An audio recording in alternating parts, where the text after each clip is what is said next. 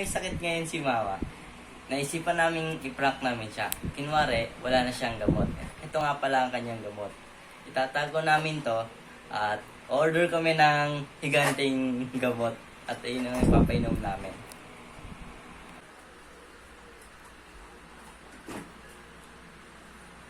Lagyan mo na kitang ano to.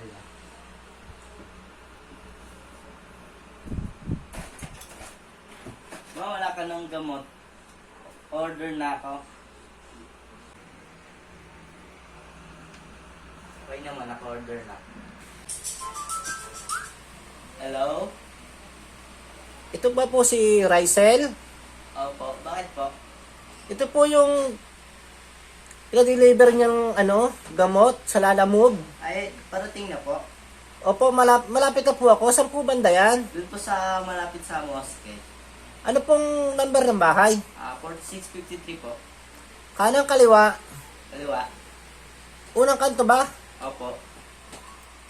Sige, kuya, antay na lang ako dyan sa baba. Ma, tumawag na daw yung order. Parating na daw, penging pambayad. Kumuha ka na lang doon sa bag ni Papa.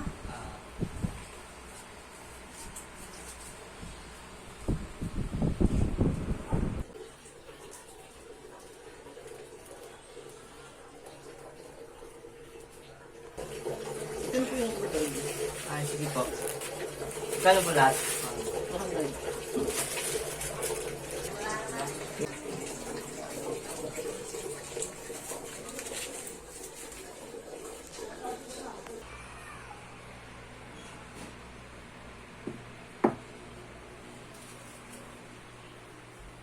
Ma, bangon na, bangon na. Bangon na, may. Dala ko na yung gamot. Inumin mo na. Ay, tubig ko.